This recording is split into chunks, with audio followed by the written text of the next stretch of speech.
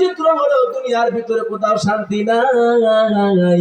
আমার ভাইয়েরা, 2022 সালে আমি যখন হজে গিয়েছিলাম, আল্লাহ যখন আমাকে হজে নিয়েছিল, আমার সামনে এক মুরব্বী কাবা শরীফ তওয়াফ করার সময় কয়েকটা দোয়া পড়তে হয়। মুরব্বী দোয়া না পড়া খালি কয়, আল্লাহ তুমি আমারে নিয়ে যাও, আল্লাহ তুমি আমারে নিয়ে যাও। আমি 7টা চক্কর শেষ করার পরে মুরব্বীর হাত ধরে বললাম, বাবাজি, কাবা ঘরের সামনে দোয়াটা আল্লাহর কাছে কবুল হয়ে যাইতে পারে, আপনি কেন কইলেন আল্লাহ যেন আপনার মৃত্যু দেয়, এছাড়া কি দুনিয়ার ভিতরে আর কোনো দোয়া চাল না? মুরব্বী এবার ডাকতে বলে, কয় হুজুর কি আর করবো, দুনিয়াতে শান্তি যেহেতু নাই, পরকালে যাইয়া একটু শান্তিতে ঘুমাই। আমি বললাম, তাহলে কাবা শরীফের ভিতরে শান্তি পাওয়া গেল না। এই কথাটাকে কেন্দ্র করে 2022 সাল থেকে নিয়ে 25 সাল পর্যন্ত বাংলাদেশের আনাচে কানাচে ঘুরেছি। এটা বাস্তব কথা বলি। চিন্তা করলাম কোথায় শান্তি পাবো। আমি যদি একটু অল্প রেটে কম দামে পাইকারিতে শান্তি এক বস্তা কিনতে পারি, যারাই কব অশান্তিতে আছি, মোটা টাকা নিয়ে তার বিনিময়ে শান্তি বিক্রি করবো। এই চিন্তা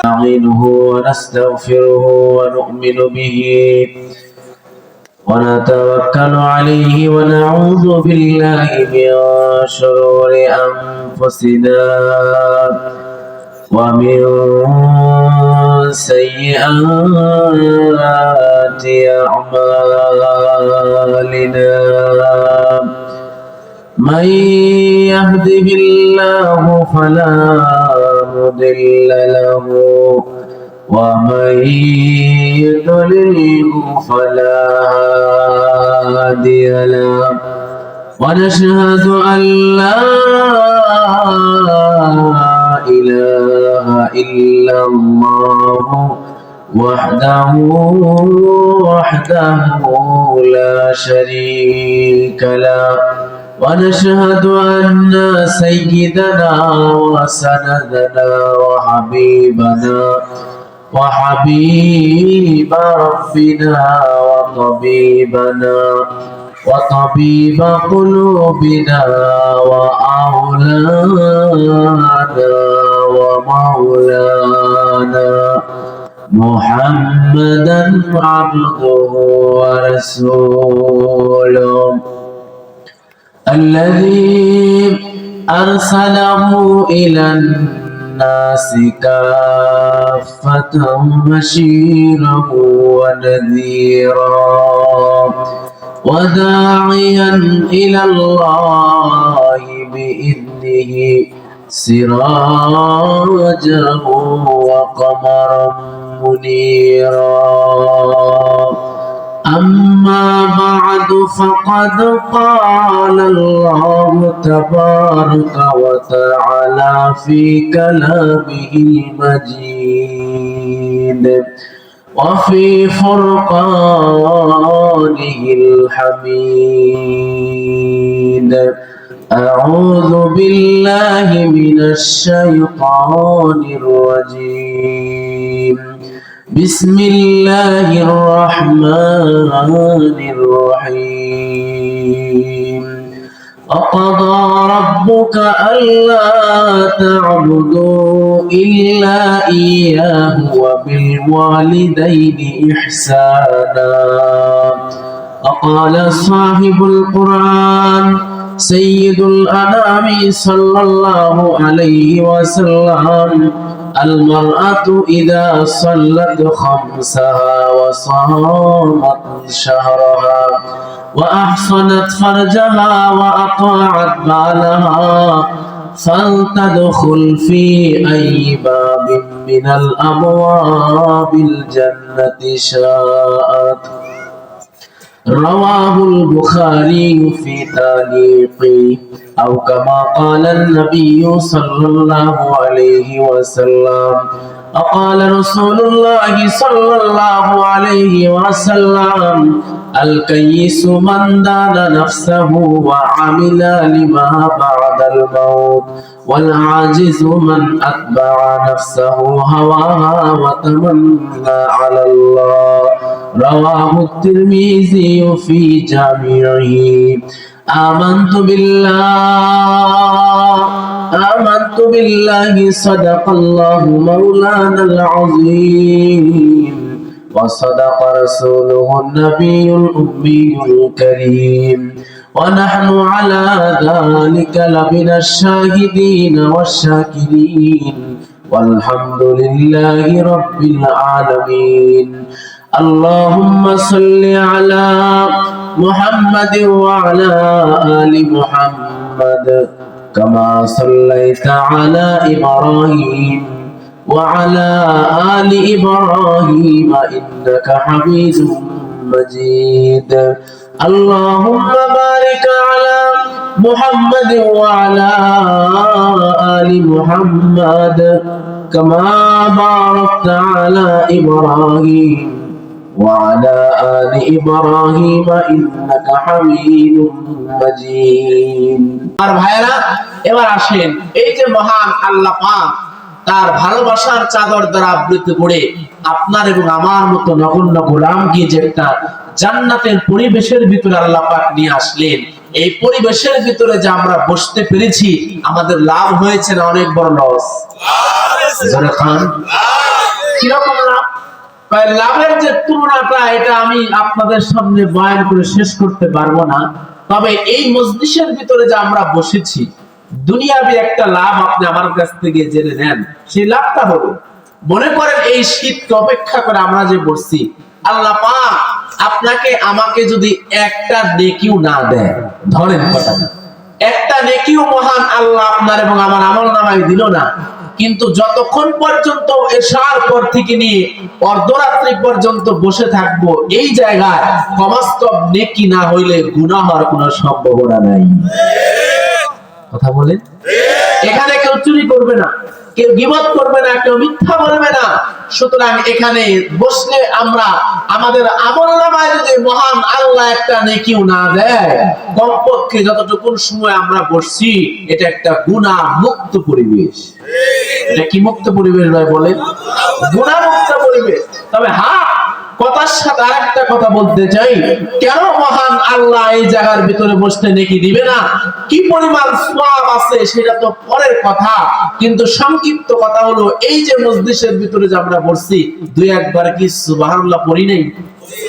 জোরে কান। দুই একবার কি আল্লাহু আকবার বলি নাই? দুই একবার কি লা ইলাহা ইল্লাল্লাহ বলি নাই? তো বুখারীর বর্ণনা হাদিসে আছে, আল্লাহর নবী বলেন, কোন বান্দা যদি একবার সুবহানাল্লাহ পড়ে, তাহলে মহান আল্লাহ আসমান জমিনের সকল ফাঁকা জায়গা নেকি দ্বারা ভরপুর করে দেয়। আপনি চিন্তা করেন, পুরা দুনিয়ার ভিতরে কত ফাঁকা জায়গা আছে, আপনি একবার সুবহানাল্লাহ পড়ছেন, পুরা দুনিয়া নেকির মাধ্যমে আল্লাহ ভরপুর করে দিয়েছে। শুধু কি তাই, কয়েকবার সুবহানাল্লাহ পড়ছে, জান্নাতে আল্লাহ পাক একটা এমন গাছ নির্মাণ করে দিয়েছে যে গাছটার ছায়া 500 বছর পর্যন্ত একটা তেজি ঘোড়া দিয়া অতিক্রম করলেও তার ছায়া কখনো অতিক্রম করতে পারবে না। জোরে কোন সুবহানাল্লাহ। আমার ভাইরা, এই জন্য দুনিয়ার ভিতরে অল্প অল্প পরিমাণ নেকিকে যেমন আমরা গুরুত্ব দিচ্ছি না, মরার পরে আমাদের বুঝে আসবে হায়াতের প্রত্যেকটা সময় আপনার এবং আমার কি দামি ছিল। একটা উদাহরণ দিলে আপনারা বুঝবেন। হাকিমুল উম্মত কারি তৈয়ব সাহেব রাহমাতুল্লাহি আলাইহি উনার বিশ্ববিখ্যাত কিতাব খুতুবাতে হাকিমুল ইসলামের ভিতরে লিখছেন যে আল্লাহর বান্দা বুজুর্গ মানুষ, সে একটা কবরের নিকট দিয়ে অতিক্রম করতেছে। এখন দেখে কবরের ভিতর থেকে হঠাৎ করে একটা পুরাতন কবর, যে কবরের উপরে দুবলা গাছ জ্বালায় গেছে, কবরটা ভেঙে পড়ে গেছে। এই কবরের ভিতর থেকে কোরআন শরীফের তেলাওয়াত ভেসে ভেসে আসতেছে। আপনি চিন্তা করেন, যে ব্যক্তি এই কবরে শুয়ে আছে সে কত বড় বুজুর্গ।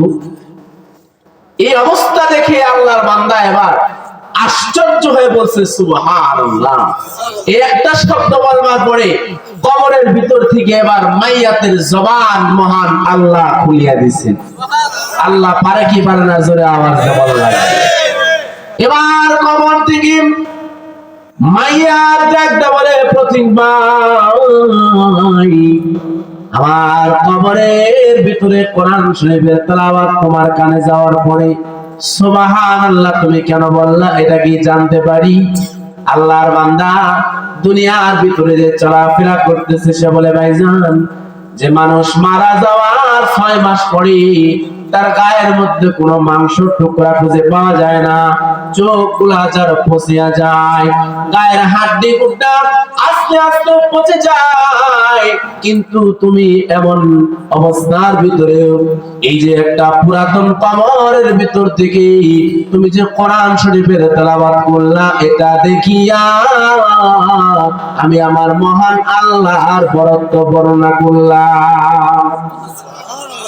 কবরের এবার মৃত ব্যক্তি যে কোরআন তেলাওয়াত করতেছিল এবার ডেকে ডেকে বলে ভাই তুমি শুধুমাত্র কেবলমাত্র শুনতে পাইলা কবরের ভিতরে আমি কোরআন তেলাওয়াত করলাম এতটুকুই জানছো, কিন্তু আরো আশ্চর্যজনক খবর হলো আমি আমার কবরের ভিতরে মরার পর থেকে নিয়ে আজ পর্যন্ত কোরআনের খতম করেছি 5000 বার। এই কথা শুনিয়া পথিকে বড় আশ্চর্য বলে ভাই তোমাকে মহান আল্লাহ এত দামি একটা দৌলত, এত দামি একটা নিয়ামত দিল, কবরের ভিতরে বসিয়া তুমি কোরআন পড়তে পারো। আল্লাহর বান্দা আবার কবর থেকে ডাকতে বলে ভাইজান মরার পর থেকে লইয়া আজ পর্যন্ত 5000 বার কোরআন শরীফ খতম করিয়া ওই পরিমাণ নেকি আমি কামাই করতে পারি নাই যেই পরিমাণ নেকি তুমি দুনিয়ার ভিতরে একবার সুবহানাল্লাহ বলে অর্জন করেছো। তাহলে আমার ভাই মরার পরে আমল দেয়া, ওই আমল দেয়া কখনো আমল নামা করা যায় না। দুনিয়ার হায়াতের ভিতরে একবার সুবহানাল্লাহর কি দাম কবরের ভিতরে যাওয়ার পরে বোঝা যাবে। শুধুমাত্র তাই নয় রে বাজান, আমি দুইটা উদাহরণ দিয়ে আলোচনার দিকে যাব।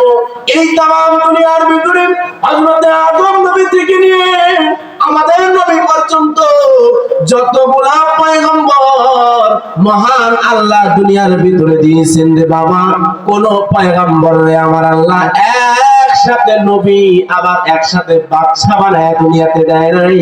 হযরত মুসা নবী, উনি নবী ছিল, তার জামানায় বাদশা ছিল ফেরাউন।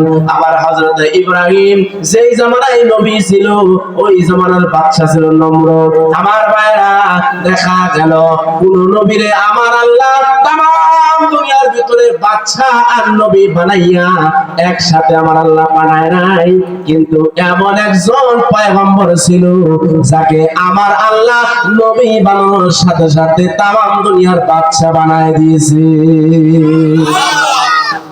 দুনিয়ার ভিতরে যতগুলো বাচ্চা ছিল দক্ষিণের কাফিরের ভিতরে এসেছি, যত বাচ্চা ছিল ওদের বাচ্চাহি দুনিয়ার মানুষের মধ্যে সীমাবদ্ধ ছিল, কিন্তু সুলাইমান পয়গম্বরে আমার আল্লাহ পূর্ব থেকে নিয়ে পশ্চিম, উত্তর থেকে নিয়ে দক্ষিণ পুরা দুনিয়ার ক্ষমতা দেওয়ার সাথে সাথে সকল মাছে সুলাইমানরে মানত, সকল জনের পশুগুলা সুলাইমানকে মানত, জিন জাতিরা সুলাইমানকে মানত, বাতাসে সুলাইমানকে মানত, আগুনে সুলাইমানকে মানত, মাটিতে সুলাইমানকে মানত।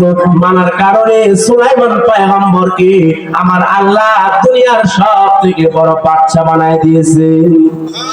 হযরত সুলাইমানের বাচ্চা ইয়াদের ক্ষমতা নিয়ে যদি কোরআন শরীফ থেকে আমি এখানে তাফসীর করা শুরু করে দেই সারা রাত বললেও বাজান শেষ করা যাবে না। কিন্তু দুইটা কথা আমি আপনাদেরকে শোনাবো। সুলাইমান পয়গম্বর যেহেতু পুরা দুনিয়ার বাচ্চা, বাচ্চা হইলে তামাম দুনিয়ার ভিতরে দেখে দেখে পর্যবেক্ষণ করতে হয়। দুনিয়ার ভিতরে ভ্রমণ করার জন্য আমার আল্লাহ সুলাইমান পয়গম্বররে এমন একটা প্লেন দিল, সেই প্লেনটা চলার জন্য কোনো কেরোসিনের দরকার হইতো না, ফুয়েলের দরকার হইতো না, ডিজেলের দরকার হইতো না, পেট্রোলের দরকার হইতো না, মোবিল পরিবর্তন করার কোনো দরকার ছিল না। আমার ভাইরা এই দুনিয়ার ভিতরে যতগুলো বিমান আছে, যতগুলো হেলিকপ্টার আছে, চলার জন্য পাইলটের দরকার হয়, বিমানবালার দরকার হয়, ক্রুর দরকার হয়, কিন্তু সুলাইমানরে আমার আল্লাহ এমন একটা বিমান দিলেন যে বিমান তামাম দুনিয়ার ভিতরে চলতো, কোন রকম পাইলটের দরকার থাকতো না। জোরে কন্যা সুবহানাল্লাহ। আমার ভাইরা তাহলে তাহলে এবার আসেন, সুলাইমান আলাইহিস সালামকে আমার আল্লাহ প্লেনটা দিলেন। দুনিয়ার ভিতরে যতগুলো প্লেন আছে, এই প্লেনগুলা দুই রকমের কোম্পানি হয়। একটা হলো বোয়িং কোম্পানি, একটা হলো এয়ারবাস। যারা শিক্ষিত যুব সমাজ আছে তারা জানবে, বোয়িং 77 সিরিজের বিমান যেটা হয়, প্রত্যেক ঘন্টায় সর্বোচ্চ যাইতে পারে 900 কিলোমিটার। আর যদি এয়ারবাস হয় তাহলে প্রত্যেক ঘন্টায় যাইতে পারে 1100 কিলোমিটার। কিন্তু সুলাইমান রে আমার আল্লাহ যে বিমান দিলেন, এই বিমান প্রত্যেকটা সেকেন্ডে চলতো 1 বছরের রাস্তা। আমার ভাইরা, হাজার হাজার ফিট উপর দিয়া 70,000 বাহিনী লইয়া সুলাইমান পয়গম্বর যখন মহাকাশ ভেদ করে চলতো রে, জমিনের ভিতর থেকে উম্মত দেখিয়া সুবহানাল্লাহ জমিন থেকে বলছে, আমি আগেই বলেছিলাম সুলাইমান রে আল্লাহ কেমন পাওয়ার দিয়েছে। হাজার হাজার উপরে সুলাইমান তার বিমান না উড়া যায়। জমিন থেকে এক বান্দা আল্লাহর নামের তাসবিহটা পাঠ করেছে, ওই তাসবির শব্দটা আমার আল্লাহ সুলাইমানের কান পর্যন্ত পৌঁছাইয়া দিল। আর আস্তে সুবহানাল্লাহ পান। হযরত সুলাইমান এই ব্যক্তির সুবহানাল্লাহ শব্দ শুনিয়া কোন রকম রানওয়ে এয়ারপোর্টের জন্য অপেক্ষা করে নাই, সাথে সাথে তার বিমানটা ওই জায়গার ভিতরে ল্যান্ডিং করাইছে। অবতরণ করবার পরে লোকটার কাছে যা বলতেছে, ভাই তুমি সুবহানাল্লাহ কেন বললা, কোন জন্য বললা? লোকটা এবার ডাকতে বলে, বাচ্চা সুলাইমান, মহান আল্লাহ আপনার এত ক্ষমতা দিয়েছে, আপনার ক্ষমতা দেখিয়া আমি আমার আল্লাহর বরত্ব বর্ণনা করেছি। সুলাইমান পয়গম্বর এবার ওই উম্মতকে ডাকতে বলে, আমার উম্মত, তুমি আমার এই সম্ভ্রান্ত অবস্থা দেখিয়া সুবহানাল্লাহ যে একবার পড়লা রে, আমার মহান আল্লাহর কাছে তোমার সুবহানাল্লাহর দাম কেমন হইছে জানো নি? তুমি যদি এই মুহূর্তে আমারে এই কথা বলো, আমার রাজত্বটা তুমি নিয়ে নিবা, আমার প্লেনটা তুমি নিয়ে নিবা, আমার তথ্যটা তুমি নিয়ে নিবা, আমার ক্ষমতা তুমি নিবা রে, এর বিনিময়ে তোমার সুবহানাল্লাহটা আমারে দিয়া দিবা। আমি সুলাইমানের তামাম দুনিয়ার ক্ষমতার থেকে তোমার সুবহানাল্লাহর দামটাই আমার আল্লাহর কাছে কোটি গুণ বেশি। তাহলে বোঝা গেল, আমি হয়তো অল্প সময়ে বুঝাইতে পারলাম যে দুনিয়ার ভিতরে আল্লাহর একটা তাসবিহর দাম কি পরিমাণ। তাহলে এই যে মজলিসে যে আপনারা বসছেন, কিছু মানুষ রাস্তাতে যাইতেছে আর তারা বলতেছে খেত কোনো কাম পায় না, মোল্লারা বকবক শুনতে আছে। কিছু মানুষ কয় নাই, কবরে যাওয়ার পরে এই বুঝতে পারবে যে কে লিগা বসে থাকে না। দুনিয়ার হায়াত এটা চলে যাইতেছে প্রত্যেকটা মুহূর্ত, এই হিসাব মহান আল্লাহ কিয়ামতের ময়দানে নিবে। তবে হ্যাঁ, যদি কোনো বান্দা তার প্রত্যেকটা সময় মহান রবের জিকির দিয়ে কাটায়, মহান আল্লাহর বরত্ব শব্দ দিয়ে কাটায়, কিয়ামতের ময়দানে আল্লাহ পাকের দিদারে ডাইরেক্ট চলে যাবে। এজন্য আপনার এবং আমার পৃথিবীর সব থেকে একটা গুরুত্বপূর্ণ পয়েন্ট হলো মহান আল্লাহর সন্তুষ্টি। কার সন্তুষ্টি? যদি মহান আল্লাহ আপনার প্রতি আমার প্রতি সন্তুষ্ট হয়ে যায়, তাহলে তাম দুনিয়ার সবাই যদি নারাজ হয়, আপনার এবং আমার কোনোই পরোয়া। কিন্তু দুনিয়ার সবাই আপনাকে আমাকে মাথায় নিয়ে নাচে, আপনাকে আমাকে রসগোল্লা খাওয়ায়, চমচম খাওয়ায়, কিন্তু আল্লাহর কাছে যদি আমি আর আপনি ঘৃণিত হয়ে যাই, তাহলে এমন কপাল পোড়া আল্লাহর দুনিয়া তেমন হয়ে আর নাই। জোরে কোন ঠিক কি ঠিক? আমার ভাইরা, যেহেতু মহান আল্লাহ তিনি আমাদের রব, আর রব যিনি হন, রবের দায়িত্ব হলো তার গোলামের যত যাবতীয় ব্যবস্থা মহান রব করবে, আর গোলামের কাজ হলো সে তার জীবন মরণ মাল দৌলত সবকিছু দিয়ে সে রবকে খুশি করবে। চিল্লায় কোন ঠিক কি ঠিক না? আপনার এবং আমার কাজ হলো মহান আল্লাহরে খুশি করা, আর মহান আল্লাহর দায়িত্ব হলো তার বান্দার সকল হাজত এবং প্রয়োজন পুরা করা। যদি বান্দা তার দিক থেকে পুরাপুরি আদায় করে, তাহলে মহান আল্লাহ তার প্রতিশ্রুত ওয়াদা তিনি পূরণ করবে। যদি মহান আল্লাহর হুকুম আমি আর আপনি আমার আপনার জীবনে না মানি, মহান আল্লাহর হুকুমকে যদি আমি আর আপনি অ্যাভয়েড করে চলি, তাহলে আল্লাহ তাআলা আপনার আমার প্রতি ওয়াদা যেটা করছেন এত সহজেই দিবেন। কথা কি আপনাদের বুঝে আসলো কিনা? এজন্য আমার ভাইয়েরা আসেন, মহান আল্লাহ তিনি আপনার এবং আমার রব। আর কেমন রব? যে রবের পরিচয় পাওয়ার জন্যই আল্লাহ দুনিয়ার ভিতরে মানুষ নামক একটা জাতি আল্লাহ পাক সৃষ্টি করেছেন। যদি আমি এই সৃষ্টির তাত্ত্বিক বিশ্লেষণ শুরু করি, আমার ভাইয়েরা অনেক লম্বা সময় লেগে যাবে, কিন্তু আমি চাচ্ছি যে ভূমিকাটা সংক্ষিপ্ত করে মূল আলোচনায় যাওয়ার জন্য। কিন্তু যেহেতু প্রাসঙ্গিক ক্রমে আলোচনাটা চলে আসছে, এই জন্য একটু না করলেই নয়। আপনারা বুঝি বিরক্ত হইতে আছে? জোরে কান। তাহলে আসেন, মহান আল্লাহ তিনি বলেন আমি যেহেতু রব, আর রব হিসেবে পুরা দুনিয়ার ভিতরে সবথেকে দামি করে মানুষদেরকে বানাইলাম। মানুষের আগে জিনদেরকে বানাইছিলাম, যারা আমার বাধ্য থাকে না, অবাধ্য হয়ে গেছে। পরবর্তীতে চূড়ান্ত সিদ্ধান্ত দিয়া আমি মানুষকে বানাইলাম একটা উদ্দেশ্য নিয়ে, যে মানুষ একমাত্র আমি আল্লাহর ইবাদত করবে। ইবাদত একমাত্র কার? একটু জোরে কোন কার? আপনাকে এবং আমাকে বানাইছেন আল্লাহ, রিজিক দিয়েছে আল্লাহ, খাওয়ায় আল্লাহ। সুতরাং ইবাদত পাওয়ার উপযুক্ত একমাত্র আল্লাহ। কথা কোন ঠিক কি ঠিক? আমার ভাইরা, সূরাতুল মুমিনুনের ভিতরে এসেছে মহান আল্লাহ কোন পদ্ধতিতে মানুষদেরকে বানাইলেন, এই সংক্ষিপ্ত বর্ণনা আমার আল্লাহ তুলে ধরেছেন। আমার আল্লাহ একটা বলে, দুনিয়ার ভিতরে আমি আল্লাহ যখন মানুষ নামক বস্তু যখন বানাইতে চাই, মানুষ যখন বানাইতে চাই, প্রত্যেকটা পুরুষের মাথার এবং পিঠের হাড্ডির মধ্যে থেকে এক কাতরা নাপাক পানি তার মার রহমের ভিতরে আমি পৌঁছাইয়া দেই। স্বামী আর স্ত্রীর মিলনের মাধ্যমে এক ফোঁটা নাপাক পানি যখন স্ত্রীর গর্ভের ভিতরে যায়, আমার আল্লাহ বলে বান্দারি, তোমাকে বানানোর জন্য আমি আল্লাহ তোমার মায়ের গর্ভের ভিতরে 70 জন ফেরেশতা রেডি করে রেখে দিয়েছি। যখন এক ফোঁটা নাপাক পানি মায়ের গর্ভের থেকে লইয়া আল্লাহর কাছে ডাক দেয়া বলে, আল্লাহ এই যে একটা মহিলার গর্ভের ভিতরে এক ফোঁটা নাপাক পানি এসেছে, এটারে কি কাজে লাগাবো নাকি নষ্ট করে দিব?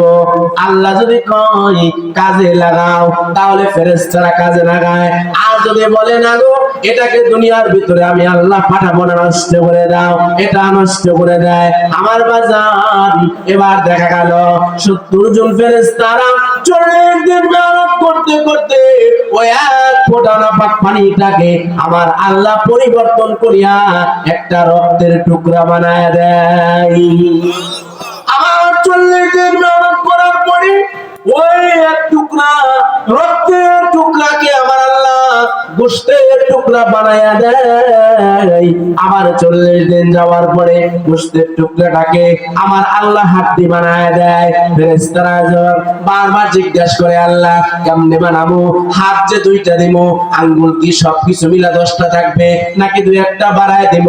পায়ের আঙ্গুল কি 4টা 5টা 5টাই হবে না 4টা 4টা হবে না 6টা 5টা করব? আল্লাহ বলে, ফেরেশতারা এত জিগায়ও না, এত জিজ্ঞাসা করো না। আমার বান্দার স্ট্রাকচার কেমন হবে, আমার বান্দা দুনিয়ার ভিতরে আসার 50,000 বছর পূর্বে লৌহে মাহফুজে দেখিয়ে রেখেছি। বাড়িতে যখন বিল্ডিং বানান, রাজমিস্ত্রি বারবার কয় না যে দরজা দিন কোনে, জানালা দিন কোনে, পায়খানা দিন কোনে, বরং দক্ষ একজন ইঞ্জিনিয়ার, সিভিল ইঞ্জিনিয়ার যে একটা ড্রয়িং করে দিছে, ড্রয়িং দেখে দেখে রাজমিস্ত্রি দরজা লাগায় আলায়। কথা কোন ঠিক কি ঠিক? আমার ভাইরা, মহান আল্লাহ এবার বলি, আমি আমার বান্দাকে দুনিয়ার ভিতরে কত সুন্দর করে বানাইলাম, যে জায়গার ভিতরে হাত থাকা দরকার ওই জায়গায় হাত দিলাম, যেই জায়গার ভিতরে পাও থাকা দরকার পা দিলাম, চোখ যেই জায়গায় থাকার কথা আমি সেই জায়গায় চক্ষু দিলাম, কান যেই জায়গায় থাকার কথা আমি ওই জায়গায় কান দিলাম, নাকের জায়গায় নাক দিলাম, মুখের জায়গায় মুখ দিলাম। আমার মুখের ভিতরে চাবানোর জন্য দাঁত দেওয়ার পর দাঁতগুলাকে আমি বের করে রাখি নাই, ঠোঁটটি আটকে রেখেছি। যে ঠোঁট না থাকতো, মানুষের দাঁতগুলা যদি 24 ঘন্টা বাইরে থাকতো, কোনো মহিলা তার মেয়ের বিয়ে দিত না। কথা কোন ঠিক কি ঠিক না? আমার বন্ধুরা, মহান আল্লাহ আবার ডাকতে বলি, বান্দা তোমাকে আমি আল্লাহ কেমন করে বানাইলাম?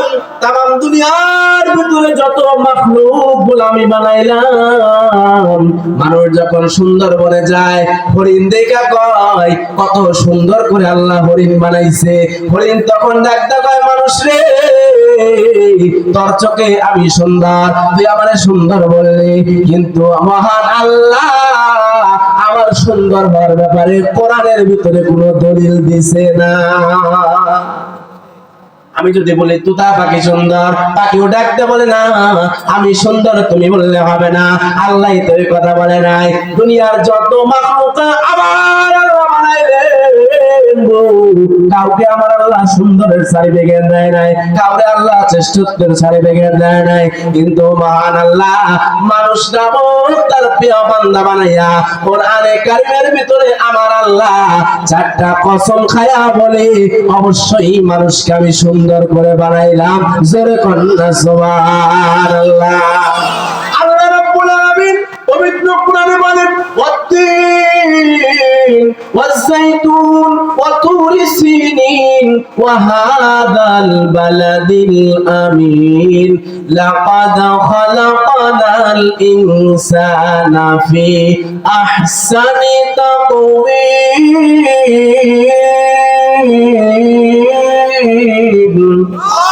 আল্লাহ বলে, 1 নম্বরে 3-এর কসম, জাইতুনের কসম, বুঝে সিনায় অবস্থিত তুর পাহাড়ের কসম, মক্কা নগরীর কসম খায়া আমার আল্লাহ বলে, অবশ্যই অবশ্যই আমি আল্লাহ মানুষকে সব থেকে সুন্দর করে বানাইলাম। আমার ভাইরা, এই সৌন্দর্যের ব্যাখ্যা কেমন হবে? মহান আল্লাহ মানুষকে এত দামি করে বানাইছে। মানুষ যখন মাতৃগর্ভের ভিতরে ছিল, মায়ের মাসিকের রক্তকে আল্লাহ বন্ধ করিয়া মায়ের নারের সাথে সন্তানের নারের একটা কানেকশন করিয়া দিয়া রক্তগুলাকে মানব দেহের ভিতরে ঢুকাই দিয়েছে। আমার ভাইরা, যদি রক্ত নালীটা মানুষের ওই নার দিয়া না দিয়া জবান দেয়া দিত, আল্লাহ কয় না জবান দেয়া দিলে আমার বান্দার ওই জবানটা তো নাপাক হয়ে যাইতো। সেই জবান দিয়া আমি আল্লাহকে ডাকবে, ওই জবানে আমি আল্লাহ নাপাক রক্ত ঢুকাবো না। এই জন্য তার মার নাপাক রক্তটাকে আমি আল্লাহ মুখ দিয়া না দিয়া নারের মাধ্যমে দিয়ে দিয়েছি। গর্ভের ভিতরে সন্তান থাকে, মা প্রচন্ড শীতের ভিতরে কাঁপে, কিন্তু সন্তানের ভিতরে ঠান্ডা লাগে না। প্রচন্ড গরমের ভিতরে মাই খাবে, গর্ভের ভিতরে সন্তান থাকে, সন্তান গর্ভের ভিতরে খাবে না। কথা কোন ঠিক কি ঠিক না? আবার যখন সন্তান দুনিয়ার ভিতরে আসার সময় হয়ে যাবে, এই পৃথিবীর ভিতরে মানুষদেরকে আমার আল্লাহ মেসেজ দেয়, বলে এই দুনিয়ার মানুষ, এই তামাম দুনিয়ার ভিতরে যত মাখলুক আছে, যত মানুষগুলো আছে, কারো রিজিকের দায়িত্ব তার পিতা মাতার কাছে না, চেয়ারম্যানের কাছে না, মেম্বারের কাছে না, মহান আল্লাহ সকল মাখলুকাতের রিজিকের দায়িত্ব তার নিজের হাতে রাখছে। কথা কোন ঠিক কি ঠিক না? এই জন্য যখন বান্দা দুনিয়াতে আসবে, আমার আল্লাহ বলে, এই বান্দা দুনিয়ার ভিতরে আসার পরে তোমার মা খুশি হয়, তোমার বাবা খুশি হয়, তোমার দাদা খুশি হয়, দাদি খুশি হয়ে যায়, আনন্দের সাথে তোমার পালতে থাকে। এমনকি তোমার আগমনের কারণে বাড়ির কুত্তা বিলাও গুলাও খুশি হয়ে যায়। কেন খুশি হয়ে যায়? আকিকা যদি হয়, আকিকার 2-1টা হাড্ডি গুড্ডি কুত্তায় পাবো কিনা? তাহলে কুত্তা খুশি হবো না? কে কথা কয় না? সবাই খুশি হয়ে গেছে। দাদা হওয়ার খুশি হয়েছে, বাবা হওয়ার খুশি হয়েছে, মা হওয়ার খুশি হয়েছে। আল্লাহ বলে, বান্দারে সবাই তোমার জন্য সময়ের ভিতরে কি খাবা না খাবা দুনিয়ার মানুষের কাছে আমি আল্লাহ জিম্মাদারি দেই নাই গো। মানুষের কাছে জিম্মাদারি দিলে খাবার যদি বেশি গরম হয়ে যাইতো তোমার জিহ্বাটা পুড়ে যাবে, ঠান্ডা হয়ে গেলে তোমার ঠান্ডা লাগবে, শক্ত হয়ে গেলে তোমার গলার ভিতরে আটকে যাবে। আমার যদি বেশি গরম হয়ে যায় ওটা তোমার পেটের ভিতরে সহ্য হবে না। এই জন্য আমি আল্লাহ তোমার খাবারটাকে দুনিয়ার মানুষের কাছে দেই নাই। খাবারটা কেমন হবে? আমি মহান আল্লাহ তোমার মার দুইটা স্তনের মধ্যে তোমার এমন একটা খাবার দিয়ে দিলাম যে খাবারটা গরম হবে না, ঠান্ডাও হবে না। আমি আল্লাহ কুদরতি খাবার তোমার জন্য প্রস্তুত বানায় দিলাম দুনিয়ায় তোমার যাওয়ার আগেই। একটু জোরে করে বলনা সুবহানাল্লাহ। শুধুই মাত্র তাই নয়, মাতৃগর্ভের ভিতরে থেকে দুনিয়ার ভিতরে আসার পরে যে স্তন থেকে সন্তান দুধ পান করবে ওই স্তনের ভিতরে যদি পাইপের মতো একটা লম্বা ফোঁটা দিয়ে দেয়, বড় একটা ফোঁটা থাকতো, আল্লাহ কয় বান্দা তোমার গলার ভিতর দিয়ে যাওয়ার সময় তোমার গলা ঠেকে যাইতো, আবার একটা ছিদ্র হইলে তোমার তৃষ্ণা মিটতো না, তোমার পিপাসা দূর হইতো না। এজন্য আমি আল্লাহ তোমার মায়ের দুইটা স্তনের ভিতরে 32-64 ছিদ্র করে দিয়া তোমার দুধ পান করার রাস্তাটাকে আমি আল্লাহ সহজ বানিয়ে দিয়েছি। আর শুধুই মাত্র তাই নয়, 1 বছর পর্যন্ত তোমার মায়ের দুধ থাকবে একরকম, আবার আরেক বছর তুমি দুধ পান করবা আবার একরকম করে দিব। মায়ের দুধের ভিতরে ঠান্ডাও আমি আল্লাহ রাখি নাই, গরম আমি আল্লাহ রাখি নাই। তোমার সকল ব্যবস্থা আমি আল্লাহ দুনিয়াতে এই জন্য করলাম তুমি না আমার গোলামি করবা। কিন্তু মানুষ বড় নিমুখ খারাপ যে মহান আল্লাহ তার জন্য এত ব্যবস্থা করলো কিন্তু আল্লাহকে না ডাইকে এটা খাজা হয়। আমার ভাইরা এবার একটু খেয়াল করতে হবে, মহান আল্লাহ এবার বলে বান্দারে দুনিয়ার ভিতরে যেহেতু আমি আল্লাহ তোমারে আনছি, আনার পরে আমি তোমারে দুনিয়ার ভিতরে ছেড়ে দেই নাই। তুমি বাল্যকালে যখন ছিলা, তোমার বয়স যখন 6 মাস 1 বছর 2 বছর ছিল, তুমি যখন দুনিয়ার কিছু ভালো কিছু বুঝতে না, পায়খানাকেও তুমি সিন্নি মনে করে মুখে দিতা, আগুনটাকেও তুমি মার্বেল মনে করে মুখে দিতা, তোমার জিহ্বা যেন না পড়ে যায়, উপর থেকে তুমি যেন না পড়ে যাও। এই জন্য আমি আল্লাহ তোমার হেফাজতের জন্য সর্বদাই 70 ফেরেশতা দিয়া দুনিয়াতে হেফাজত করেছি। শুধুই মাত্র তাই নয় আমার ভাইরা, এই দুনিয়ার ভিতরে আসার পর দেখিনি আমার আপনার রব মহান আল্লাহ আপনার এবং আমার জন্য শ্বাস প্রশ্বাসের ব্যবস্থা করে দিয়েছি। নিঃশ্বাস যদি একবার বন্ধ হয়ে যায় দুনিয়ার খেলা খতম হয়ে যাবে। আমার বাজান করোনার সময়কালে একটা সময় হয়েছিল, মানুষ যখন রোগের কারণে শ্বাস প্রশ্বাস ঠিক মতো গ্রহণ করতে পারে নাই, লিটার লিটার শ্বাস অক্সিজেন কিনা গ্রহণ করা লাগছে, ঘন্টায় ঘন্টায় 5,000 টাকা করে বিল দেওয়া লেগেছে। কিন্তু মহান আল্লাহ জন্মের পর থেকে মৃত্যুর আগ পর্যন্ত এতটাই শ্বাস গ্রহণ করার সময় দিল, এতটাই শ্বাস গ্রহণ করলাম আবার ত্যাগ করলাম। কয় মাসের বিল আল্লাহর দরবারে দিছেন? বিদ্যুৎ চালান, মিটার বাড়িতে থাকলে হইলো, পাওয়ার চালান বা লাইট না চালান, প্রত্যেক মাসের 28 তারিখে একটা কাগজ রেডি। 1 মাস আইব, 2 মাস আইব, ঠিক মতো বিল না দিলে 3য় মাসের লাইনটা কথা কয় না। তাহলে মহান আল্লাহ এত নিয়ামত ভোগ করার পর থেকে আল্লাহর গোলামি যারা না করি, আমার আল্লাহ শ্বাস প্রশ্বাস বন্ধ করে দেয় না, রিজিক বন্ধ করে না। আল্লাহ বলে বান্দা দুনিয়ার ভিতরে দিলাম, ধরার জায়গা হলো আখিরাত। কথা কয় না কেন আমার ভাইরা? এবার খেয়াল করতে হবে, যদি এই দুনিয়ার ভিতরে মহান আল্লাহকে আমি আর আপনি মানতে পারি, মহান আল্লাহর হুকুম যদি মানি, আল্লাহ যদি খুশি হয়ে যায়, আল্লাহ বলে বান্দারে একটা জান্নাত তো রেডি আছে, আর আমি আল্লাহর হুকুমে যারা জীবন চালাবা জান্নাতে যাওয়ার আগে আমি আল্লাহ দুনিয়াকে তোমার জন্য একটা জান্নাত বানায় দিব। আওয়াজ দিয়ে কন্যা সুবহানাল্লাহ। সুবহানাল্লাহ অবস্থা বেশি ভালো না, একটু জোরে কন্যা সুবহানাল্লাহ।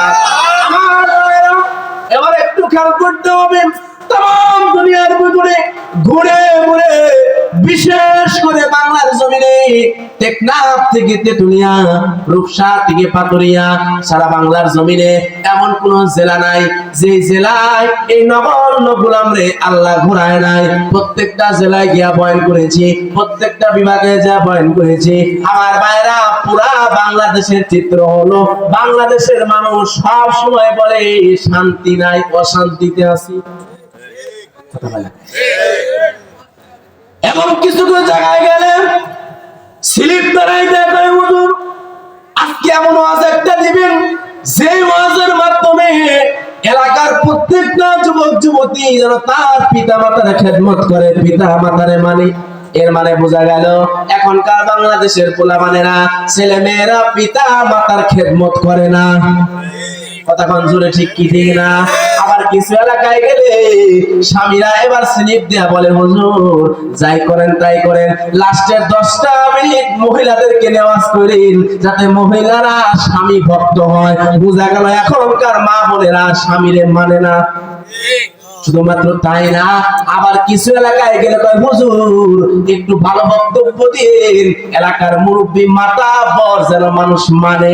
বোঝা গেল এলাকার মুরব্বী মাতাব্বরদের কেউ কেউ মানে না। কথা কোন ঠিক কি ঠিক না?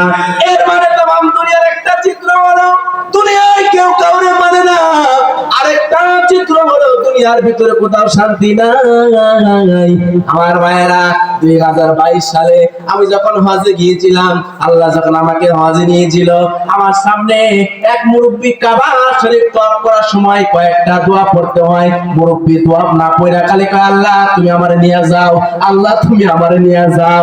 আমি 7টা চক্কর শেষ করার পরে মুরব্বীর হাত ধরে বললাম বাবাজি কাবা ঘরের সামনে দোয়াটা আল্লাহর কাছে কবুল হয়ে যাইতে পারে, আপনি কেন কইলেন আল্লাহ যেন আপনার মৃত্যু দেয়, এছাড়া কি দুনিয়ার ভিতরে আর কোন দোয়া জাল না? মুরব্বী এবার ডাকতে বলে কয় হুজুর কি আর করব, দুনিয়াতে শান্তি যেহেতু নাই, পরকালে যাইয়া একটু শান্তিতে ঘুমাই।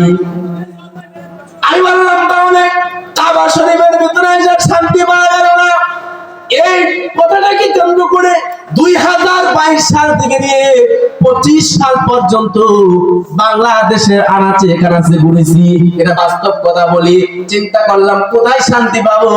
আমি যদি একটু অল্প রেটে কম দামে পাইকারিতে শান্তি এক বস্তা কিনতে পারি, যারাই কম অশান্তিতে আছি মোটা টাকা নিয়ে তার বিনিময়ে শান্তি বিক্রি করবো। এই চিন্তা আমি করলাম। সর্বপ্রথম ঢাকা থেকে শুরু করলাম। ঢাকা এলাকার ভিতরে একটা জায়গা আছে, যে জায়গার নাম হলো শান্তির বাজার। জোরে বলতে হবে নামটা কি? এখন আমি মনে মনে বললাম মাছের বাজারে মাছ পাওয়া যায়, কথা কয় না, গরুর বাজারে গরু পাওয়া যায়, মিষ্টির বাজারে মিষ্টি পাওয়া যায়। এবার চিন্তা করলাম শান্তির বাজারে মনে হয় শান্তি আছে, কিন্তু যা দেখলাম না, ওই জায়গার ভিতরে ঢাকা শহরের ভাঙ্গাচোরা বাসের পিপি ফলন ছাড়া আর কিছু নাই। তাহলে কোথায় শান্তি পাবো? আমার গেলাম ওই যে কিশোরগঞ্জের একটা এলাকা আছে, ওই এলাকার একটা নাম আছে শান্তির মোড়। তাহলে মনে করলাম ওই জায়গার ভিতরে শান্তি হবে, যা দেখলাম না ওই জায়গায় শান্তি নাই। আবার আমাদের টাঙ্গাইলের ভিতরে একটা জায়গা আছে, ওই জায়গার নাম হলো শান্তিগঞ্জের মোড়। চিন্তা করলাম ওই জায়গায় গেলে যদি শান্তি পাই, না না না, অটো সিএনজি আর রিকশার হরন ছাড়া আর কিছু নাই।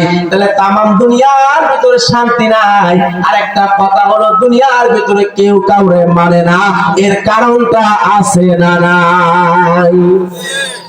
এই কারণটা আমি যেটা বের করলাম বাবা, চিরজীবন এই কথাটা দিলের ভিতরে লিখে দেন। এটা শুধুই মাত্র ওয়াজ নয় রে বাজান। যুবক ভাই তোদেরকে ভালো করে নসিহত করি, দিলের কান্দে কথাগুলো শোন। জীবনটা যদি শান্তিময় বানাইতে চাও, এই কথাটা দিলের ভিতরে নাও। আমি এখন চিন্তা করলাম দুনিয়ার ভিতরে কেন শান্তি হইল না, কেন শান্তি রইল না? আমি একটা কথাই বারবার বলি, আমি যে শান্তি যার মাধ্যমে পাবো, আমি তো নিজে আল্লাহরে মানি না। কথা কোন ঠিক কি ঠিক না? এর মানে যদি আমি মহান আল্লাহরে মানতাম, আল্লাহ যদি মানতাম, আল্লাহর কোরআন মানতাম, দুনিয়ার ভিতরে শান্তি হইতো। আমার স্ত্রী আমারে মানতো, আমার সন্তান আমারে মানতো, আমার পরিবার আমারে মানতো, তাম দুনিয়া আমি বান্দাকে মানতে বাধ্য। ওয়াদা দিয়েছেন কে? আরেকটু আওয়াজ দিয়ে বলতে হবে, কে ওয়াদা দিল? আল্লাহ ওয়াদা দিল, তাম দুনিয়ার সকল কিছু তোমার জন্য বানাইলাম, কেন আমারে মানলো না? এর কারণ হলো আমার ভাইরা, আমি যদি আমার আল্লাহ মানতাম, তাম দুনিয়ার সকল কিছু আমাকে মানতে বাধ্য। আওয়াজ দিয়ে বলেন ঠিক কিনা? আমার ভাইরা, যেহেতু রাত্রি অনেক লম্বা হয়ে গেছে, এত বিস্তারিত বলবো না। এই তাম দুনিয়ার ভিতরে যতগুলো পয়গম্বর আসছে, পয়গম্বরদের কথা বাদ দিয়ে দিলাম, আপনার এবং আমার পয়গম্বরের সাহাবা যারা ছিল, ১৬ লক্ষ সাহাবী ছিল বা কম বেশি হতে পারে। এই তাম দুনিয়ার যত সাহাবী ছিল, তাদের দাম দুনিয়ার ভিতরে বাড়ছে কি বাড়ে নাই? জোরে বলা লাগবে। তাদের দাম এখনো আছে না নাই? এই সাহাবারা দামি হয়েছে, তাদের দামের পিছনে কারণটা কি?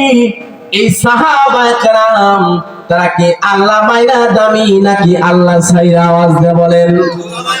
হযরত ওমরের দাম দুনিয়াতে আছে না নাই? আর জোরে কোন আছে না নাই? হযরত ওমর আর আমাগো পাশের বাড়ি ওমর, এই দুটো কি এক হইল? জোরে কোন লাগে? হযরত ওমর যখন তিনি ইসলাম গ্রহণ করে নাই, তার আগের অবস্থা মিলায় দেখো, আর ইসলাম গ্রহণ করার পরে তার অবস্থা মিলাও। দুইটা উদাহরণ আমি 2 মিনিটে দিই। একটা হলো আমার ভাইরা, হযরত ওমর তাম দুনিয়া যখন তিনি খেলাফত দিয়ে সাজাইলো, আমার ভাইরা বাংলাদেশের মতো ছোট্ট একটা দেশের প্রধানমন্ত্রী ছিল না, বরং বাংলাদেশকে এমন আরো 200 বাংলাদেশকে একসাথে করলে যতটুকুন হবে, এতটুকুন এরিয়া ওমর একাই শাসন করেছি। সুবহানাল্লাহ। আগামীকাল চেপেন বাংলাদেশের মতো 200 দেশ শাসন করেছে, কিন্তু শাসন করতে গিয়া হযরত ওমরের কোনো পুলিশ দরকার হয় নাই, আর্মির দরকার হয় নাই, র্যাবের দরকার হয় নাই, সিআইডির দরকার হয় নাই, গোয়েন্দার দরকার হয় নাই, এমনকি বাংলাদেশের টিভি হারুন আঙ্কেলের দরকার হয় নাই। আমার ভাইরা, এত কিছু না থাকার পরে তাম দুনিয়া শাসন করত, অন্ধকারে মদিনার ভিতরে কেউ একটা অপরাধ করতো না। আমার ভাইরা, তাহলে এই বিপ্লবটা কেমনে হলো? অথচ হযরত ওমর ইসলাম গ্রহণ করার আগে তার এতটাই বুদ্ধি ছিল না। হযরত ওমর যখন তিনি নওজোয়ান ছিল, তার বাবার নাম হলো খাত্তাব, ডাকতে বলতো, ওমর আয়, ওই যে যা একটা উট বনের ভিতর রাখা আছে, উটটা নিয়ে একটু ঘাস খাওয়াই নিয়ে আয়। হযরত ওমর যখন উটটা নিয়ে ঘাস খাওয়াইতো, উটটা বাদিয়া দিয়া হযরত ওমর উট যেই জায়গাতে পেশাব পায়খানা করে, পায়খানার রাস্তার মধ্যে এইভাবে বসে থাকতো। উট যখন পেশাব পায়খানা করতো, ওমরের মাথার ভিতরে গোবর সোনাটা সম্পূর্ণই পড়তো। সন্ধ্যাবেলা যখন বাড়িতে আসতো, তার বাবা ডাকতে বলতো, ওমর রে, পাঠাইছিলাম তোরে উট রাখার জন্য, তোর মাথার মধ্যে গোবর কেমনে আইলো, মুখের মধ্যে চোরা কেমনে করে আইলো? ওমর তখন বলতো, আব্বা, তোমার উটটাকে গরমের মধ্যে আমি যখন পালতে গেলাম, কোনো আমি ছায়া খুঁজে পাইলাম না, তোমার উটের পেছনে ছায়া নেওয়ার জন্য বসছিলাম, উটের সকল পেশাব পায়খানা আমি ওমরের মাথায় রেখে দিয়েছি। হযরত ওমরের বাবা খাত্তাব বলে, আল্লাহ, ও কাবার মালিক, এটা কেমন বেহুদা পোলা আমারে দিলা, যে পোলা এটাও জানে না উটের পাছার নিচে বসলে পায়খানা পেশাব দিবি। এই ছেলে বড় হয়ে কি কইরা সংসার চালাবো, আমার তো বুঝে আসে না। কিন্তু এই ছেলে যখন কারণ বলেছে, এই ছেলে যখন আল্লাহ মেনেছে, হযরত ওমর তাকে দুনিয়া মানছে তাই নয়, তাম দুনিয়ার মাঝে মানছে, গাছে মানছে, আগুনে মানছে, বাতাসে মানছে, তাম দুনিয়ার ভিতরে দামটা বাড়লো, আল্লাহরে মাইনা না মাইনা। হযরত ওমর রাদিয়াল্লাহু আনহু একটা কারগুজারি শোনায়, গভীর রাত প্রত্যেক রাতে তিনি বের হয়ে যাইতো দেখি কে কোন আমল করে আর কে কোন কাজ করে দেখার জন্য। হযরত ওমর যখন বের হয়েছে, এবার দেখে একটা ঘরের ভিতর থেকে একটা মহিলা তার মেয়েকে ডাকতে বলতেছে, এই মেয়ে, উটের দুধ যে বানাইনি কয় সের হইছে? মেয়ে তখন ডাকতে বলে, এক সের। সের সের নি আমরা, সের বা কেজি, কয় 1 কেজি দুধ হয়েছে। মা এবার মেয়েকে ডাকতে বলে, এই মেয়ে, উটের দুধ যে 1 কেজি হইল, এই 1 কেজির মধ্যে যদি আরেকটা কেজি পানি মিশাইতে পারো, 1 কেজি দুধের মধ্যে আরেক কেজি পানি দিলে কয় কেজি হবো? জোরে কন না কেন?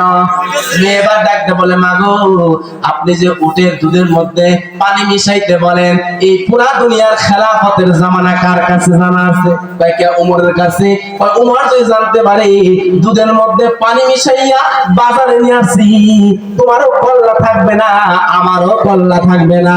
এমন সাধু আপনাকে মাগুরায় দুই একটা আছে না নাই? আমার মায়েরা, এক জায়গার ভিতরে ওয়াজ করবার পরে এক মুরব্বী আমারে বলে, হুজুর, আপনি যেহেতু বললেন দুধের মধ্যে পানি মিশানো হারাম, তাহলে আমি যদি পানির মধ্যে দুধ মিশাইলেও কি হারাম হবো? কোন দিক কথাটা কি বুঝতে পারছেন? দুধের মধ্যে পানি দিছে, কিন্তু উনি কয় পানি রাইখা তার মধ্যে দুধ দিব, এটাও কি হারাম হবো? আমি কইলাম, মুরব্বি, আপনার চালান কি দুনিয়াতেই থাকবে, কিন্তু আখিরাতের ভিতরে ধরা খাবেন, আর ছাড়ার কোনো উপায় নাই। কথা কোন ঠিক কি ঠিক না? এবার মহিলার কথা শুনি না, তার মেয়ে ডাকতে বলে, মাগো, এই জামানাটা হলো ওমরের জামানা, ওমর যদি জানতে পারে পাল্লা থাকবে না গো মা। এবার মা এবার ডাকতে বলে, এই মেয়ে, ওমর তো জানতে পারবে না, ওমর তো জানতে পারবে না, রাত্রিবেলায় তুমি গোপনে দুধের মধ্যে পানি মিশাইতেছ। মেয়েটা এবার জবাব দেবে, মা, ওমর নাও জানতে পারে, কিন্তু ওমরের রব আল্লাহর কাছে কোনো কিছু গোপন থাকে না। হযরত ওমর বলে, তাহলে আমার জামানার ভিতরে এখন পর্যন্ত মানুষের দিলের ভিতরে যে তাকওয়া আছে বোঝা যায়। জনগণ যদি আল্লাহ মানে, ওই জনগণের জন্য যে নেতা হবে, নেতাও আল্লাহ মানবে। আবার নেতা যদি আল্লাহ মানে, জনগণও আল্লাহ মানবে। যে নেতা আল্লাহ মানে না, ওই নেতার জনগণ কখনো নেতারে মানবে না। একটা উদাহরণ দিয়ে আমার ভাইরা, বাংলাদেশের ভিতরে 10টা জেলা এমন আছে যেই জেলাগুলা অতি দরিদ্র। বুঝতেছেন আমার কথা? তার মধ্যে 1 নম্বরে যে জেলা উত্তরবঙ্গে, জেলাটার নাম হলো কুড়িগ্রাম। শুনছেন তো না? ইউটিউবে সার্চে দেখেন, পাবেন। এই কুড়িগ্রামে একটা এলাকায় মাহফিল করতে গেলাম, হঠাৎ করে ঘরের ভিতরে একটা মহিলা আমার কাছে লম্বা একটা ঘুমটা দিয়ে আসছে। বৃদ্ধ মহিলা লাঠি ভর করে এসে কয়, বাবা হুজুর, আমি শুনতে পাইলাম না আপনি নাকি ঢাকা থেকে আসছেন, বড় মৌলবী। আমি কইলাম, মা, বড় মৌলবী না, লোকে আমারে কয় আপনি আপনার নিজের ছেলের মতোই প্রশ্ন করতে পারেন, কোনো অসুবিধা নাই। মহিলা তখন আমাকে ডাক দিয়ে কয়, হুজুর, আপনার কাছে প্রশ্নের জন্য আসি নাই, দোয়া নেওয়ার জন্য আসি নাই, আসছি একটা আবদার করি, অমুক চেয়ারম্যানের নামে একটু বদদোয়া কইলেন। সর্বনাশ! কোন চেয়ারম্যান? আজকের মাহফিলের যে প্রধান অতিথি তার নামে। আর আপনি আমার কথাটা বুঝেন, আমি হইলাম মাহফিলের প্রধান বক্তা, আর প্রধান অতিথি হলো এলাকার চেয়ারম্যান। আর দুয়ার মধ্যে যে চেয়ারম্যানের পাশে বসে আমি আপনার একটা বদদোয়া দিই, ওই কুড়িগ্রাম থেকে গাড়ি কি ঢাকায় ঢুকবে? ওই গাড়ি তো ঢাকা বসবে না, পথে তো সাইজ করবে। এই বছর নিয়ে আল্লাহ রহমত হয়েছে, ওয়াজের মধ্যে মাইকটা কেউ কায়রা মানে নেয় না, কিন্তু গত বছর যে কি জ্বালায় পড়ছিলাম আল্লাহ ভালো না, মানে আগের বছর গুলা। তখন আমি বললাম, মা, একটা জনপ্রতিনিধি চেয়ারম্যান, তার বিরুদ্ধে যদি বদদোয়া করি, বিষয়টা কেমন হইলো? আর আপনি যত বদদোয়া করতে বলতেছেন, ও মা, আপনার এটা কারণটা কি যে আপনি বদদোয়া করতে বলতেছেন? তখন এই মহিলা আমাকে ডাক দেওয়া বলে, হুজুর, এই চেয়ারম্যানে আমার বাড়ির পায়খানারা খেয়ে ফেলাইছে। পায়খানা কি মানুষে খায়? আমি কইলাম মা আমি তো আপনার কথা বুঝতে পারতেছি না। এই সময় তখন ওই মুরব্বী মহিলা আমাকে ডাক দিয়ে বলে, কয় হুজুর ব্যাখ্যাটা দিয়ে নয় বুঝবেন না। ব্যাখ্যাটা হলো আমার ছেলে মেয়ে নাই, স্বামীরা অনেক আগে মারা গেছে, আমি একটা বিধবা মহিলা, আমার বাড়িতে টয়লেট যে করবো টিন আর কাঠ বাঁশ কিনার মতো সামর্থ্য আমার নাই, সরকার থেকে বরাদ্দ করে আমার নাম একটা ল্যাপটিন আইসাল ওই মাগাসি আমি ওইটাও খেয়াল দিছে। তখন আমি বুঝলাম যে আগে শুনছি চাল ডাল ভুট্টা গম এইগুলা চুরি করে খায়, বদমাইশদের পায়খানা চুরি করে খায়, কুড়িগ্রাম না গেলে বুঝতাম না। আর আপনি কন আল্লাহর কাছে ডাকি আল্লাহ শুনে না, আপনার ডাক আল্লাহ শুনবে কেন? আপনি তো আল্লাহর হুকুমে জীবনের ভিতরে মানেন না। যারা দরিদ্র মানুষের পায়খানা খায় এদের থেকে ইতর, এদের থেকে নাপাক দুনিয়ার ভিতরে আর কেউ হতে পারে? জোরে কন না কেন? আমার ভাইরা লম্বা সময় আর কথা বলবো না, সংক্ষিপ্তের দিকে যাব। আপনারা যদি আরেকটু ধৈর্য সহকারে বসেন, আপনারা কি বিরক্ত হইতে আছেন? আমার ভাইরা এবার আসেন, আমি আপনাদের কাছে একটা কথা বলতেছিলাম, তামাম দুনিয়ার ভিতরে শান্তি নাই, শান্তি নাই বলেছে তো। শান্তি পাওয়ার জন্য যে জায়গার ভিতরে যাইতে হবে, এক নম্বরে আল্লাহর গোলামি যারা করবে, মহান আল্লাহ বলে বান্দা তোমার জীবনকে আমি আল্লাহ শান্তি দ্বারা ভরপুর করে দিব। আমার ভাইরা তাহলে এবার সংক্ষিপ্ত করে শুনেন, এই সমাজের ভিতরে শান্তি আনার জন্য এক নম্বরে শান্তির গাছটাই বপন করতে হবে আপনার ঘরের ভিতরে। আর ওই ঘরের ভিতরে যে শান্তি নামক গাছটা বপন করবেন, যে টপের ভিতরে বপন করবেন, ওই টপটাই হলো প্রত্যেকটা ঘরের মা এবং বোন। যেই ঘরের মা বোন ভালো হয়, ওই ঘরের ভিতরে আমার আল্লাহ শান্তি দিয়ে ভরপুর করে। সুবহানাল্লাহ বিকাল হয়ে যেই ঘরের ভিতরে স্ত্রী ভালো না, এই যে ঘরের ভিতরে মা ভালো না, যেই ঘরের মহিলারা পর্দা করে না, যেই ঘরের মহিলারা আল্লাহর কোরআনের তেলাওয়াত করে না, ওই ঘরের ভিতরে শান্তির ট্যাবলেট বললেও শান্তি নামক কোনো কিছু আসবে না। কথা কোন ঠিক কি ঠিক না? আমার ভাইরা রাজশাহী বিভাগে নওগাঁতে একবার ওয়াজ করার জন্য যখন গেলাম, বয়ান শেষে একটা যুবক আমার কাছে এক বোতল পানি আনছে, মিনি ওয়াটারের পানি। আমি তখন মনে মনে বললাম ঢাকা পর্যন্ত যাইতে হবে, তাহলে এক বোতল পানিটার দামও 20 টাকা, বালাই হইলো 20 টাকা বাইসে গেল। যুবক তখন ডাক দেখায়, হুজুর পানিটা আপনার পকেটে নেওয়ার জন্য দেই নাই, কেন দিছো? যুবক কয়, হুজুর পানিটা আপনি একটু পরে দেন। পানি পড়া বুঝেন না, যেটা পানি ফু দেয়।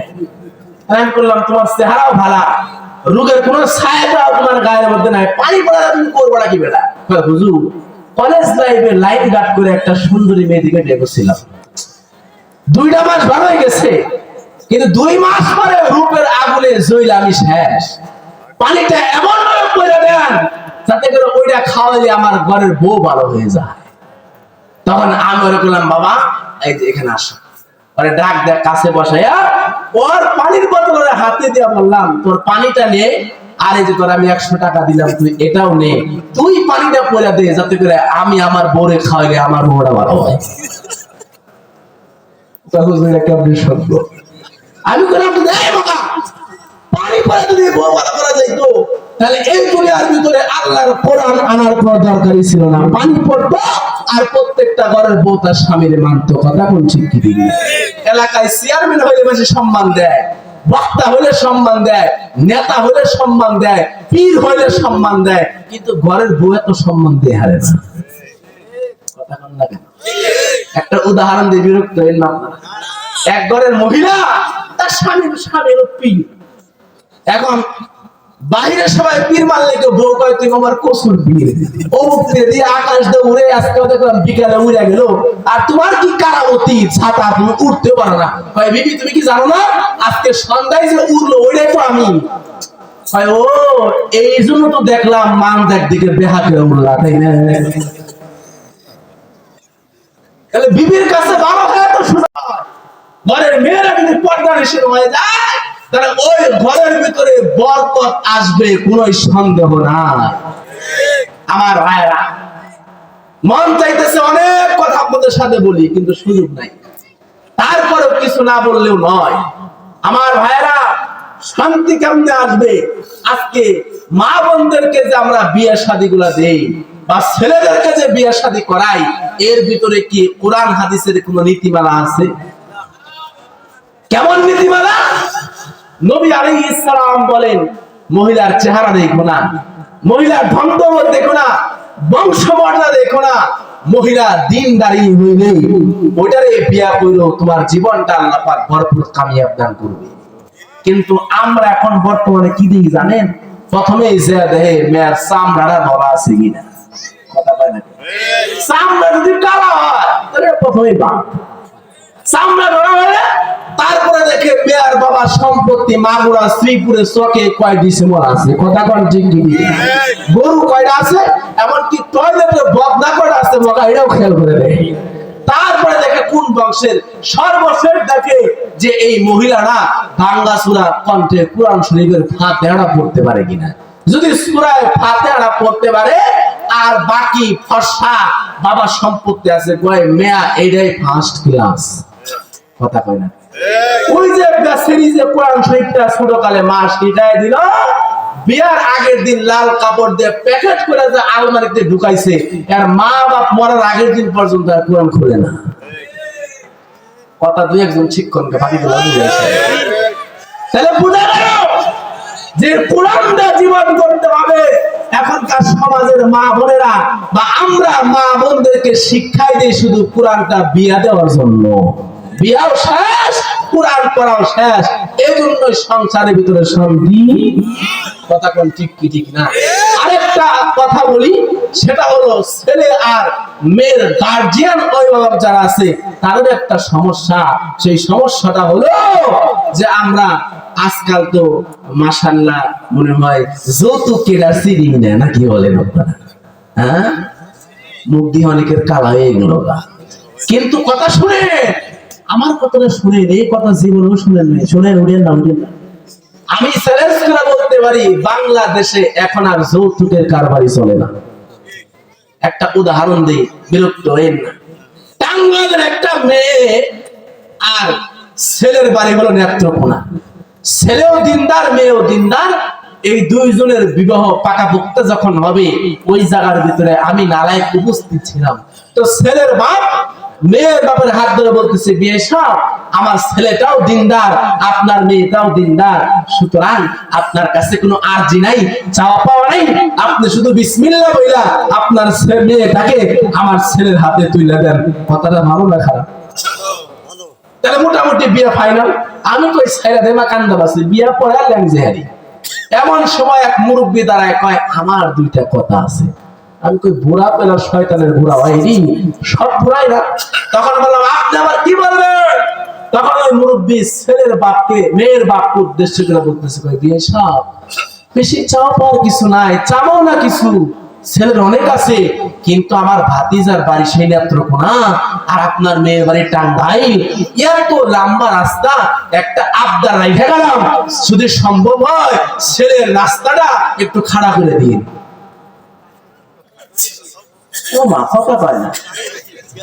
এখন আমি 1.5 যুগ পর্যন্ত মাদ্রাসায় লেখাপড়া করছি, 18 বছর হেফজ পড়েছি, কেরাত পড়েছি, মাওলানা হয়েছি, মুফতি হয়েছি। এখন আপনাকে দোয়া, আমি একজন শাইখুল হাদিস, গর্ব করতেছিলাম মাদ্রাসায় বুখারী পড়াই। আপনি মনে করতেছেন মগামুলুবে নামাজ করতেছে, শরীর না থাকলে কি ঢাকা এক মাদ্রাসায় বুখারী শরীফ পড়ি, আল্লাহর নিয়ামত। আপনি মনে করেন না যে বাজারে ভক্ত ধরে নিয়েছেন। এবং লেখাপড়া শেষ করে সর্বপ্রথম শুরু করছি দাওরা হাদিস, অর্থাৎ মাস্টার্সের ক্লাস দিয়ে শিক্ষকতার জীবন শুরু করছি। নুরানি সুরানি জীবনে পড়েনি, ক্লাস লেখাপড়া শেষ, প্রথম দিন ক্লাসে গেছি, মেশকাত আর বুখারীর সানিদ কিতাব দর্শনে বসছি। আমি চিন্তা করলাম, তাহলে এত লেখাপড়া করলাম, কিন্তু রাস্তা খাড়া কি আমার বুঝে আসতেছে না। আমার পাশে এক মুরব্বীকে আমি জিজ্ঞেস করলাম, এই যে রাস্তা খাড়ার কথা বললো, রাস্তা খাড়া কি? মা রাস্তা খাড়া। তাহলে মুরব্বী আমার দিকে আর বড় বড় আয়ার ভাই, কি আপনি কি মূল্য হয়েছেন না ক্ষেতের মূলা হয়েছে? আমি বললাম, দেখে তো মানে মূল্যায় পায়, মূলাতে কেউ পায় না। তবে রাস্তা খাড়া ছিলেন না, রাস্তা খাড়া বুঝেন নাই? আমি বললাম, বাবা আমি আসলেই বুঝি নাই, রাস্তা খাড়া মনে হলো পিপি। তখন আমার মাথায় ঢুকলো, আর আমি তখন মনে মনে বললাম, হাইরে সর্বনাশ, তাহলে এখন আর বাংলার জমিনে যৌতুক চলে না।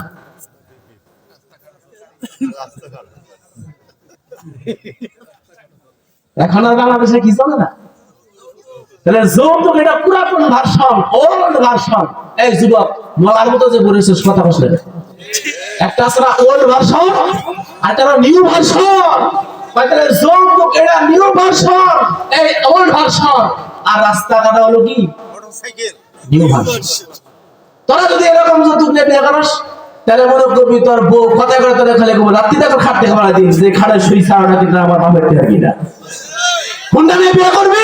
তোর বউরে কিছু শাসন করতে যাবি, তোর বউ বলবো এই বাগার ঘরে বাগা এত ভাবতে আসিস না, বোন নিচে যে কোনটা আমার বাপের থেকে কিনা। সুতরাং তোর বউ ওই বাড়ি পড়াতে বলা হবে না, তাবিজ তো বলা হবে না, তোর বউয়ের রূপের আগুনে আর গুন্ডার বরবরিতে তুই জইলা বলবি। সত্য হইলে তিক্তা হইলেও কথা সত্য, তিক্তা হইলেও কথা কিতা সত্য। আমার ভাইরা তখন আমি বললাম ভাই রে হায়, এখন যদি এই বাবার রাস্তা বেড়া করতে হয়, তাও তো বাড়ি 2টি শিমল বেচা রাখবো 2 লাখ টাকা। ঠিক কি ঠিক না? শুধুই তাই নয়, বরং বর্তমান জামানায় আগে মানুষ যারা টাকার বিনিময়ে টাকা খাইতো এদেরকে সুদখোর বলা হতো, কিন্তু এখন আর সুদকে কেউ সুদ বলে না, নাম হলো ইন্টারেস্ট।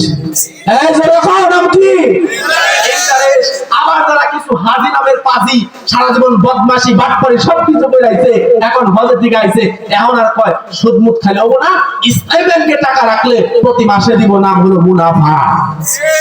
নাম কিতা সময় নাই, অনেক উদাহরণ দিতাম। তাহলে একজনে বলতেছে এই সুদকে ইন্টারেস্ট, একজনে বলতেছে মুনাফা, আর একজনকে যৌতুক বলে রাস্তা। এক সময় খাইতো মদ আর বাংলা পানি, এখন নাম দিছে ড্রিঙ্কস। কথা কয় না খায়, এই নাম পরিবর্তন করে খাইতে পারো। কবরের ভিতরে গেলে তিতানি আর ফুলানি কিন্তু একটাও কম হবে না। কথা বলেন ঠিক কি ঠিক না? আমি একটা উদাহরণ দিই, আমি আমার মূল আলোচনায় চলে যাব। আমার ভাইরা 5 মিনিটের ভিতরে আলোচনা শেষ দিয়ে দিব। এটা হলো এই যে আপনাদের শ্রীপুরে মাগুরা এলাকার ভিতরে প্রাইমারি স্কুল আছে, ক্লাস 5 পর্যন্ত কি পড়ানো হয়, কি লেখানো হয়, এটা অডিট করার জন্য, এটাকে কোয়ালিফিকেশন করার জন্য বছরে কয়েকবার 2-1বার অডিটর আসে, কি লেখাপড়া করে। তো শ্রীপুরে একটা স্কুলের ভিতরে ক্লাস 5 পর্যন্ত স্কুল, 2 তে একটা ছাত্র পড়ে, নাম হলো কালু। নাম কি?